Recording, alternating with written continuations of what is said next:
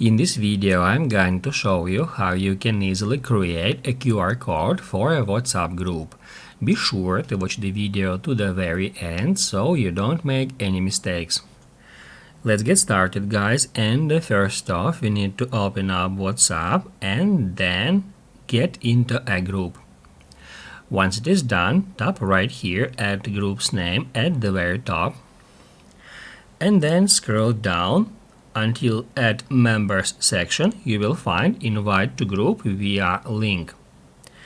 If you tap right here, that's where you can easily find your group invitation link, and in that list you can also find QR code option, and then I'm just gonna tap right here, and what that will do, that will show me QR code that I can just show to someone to allow them to scan that QR code.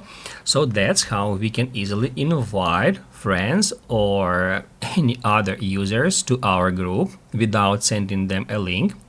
And also right here, if we tap at share button, we'll be able to save that image to our photos gallery, and then if we head over to photos, that's where we can easily find the QR code we have just generated.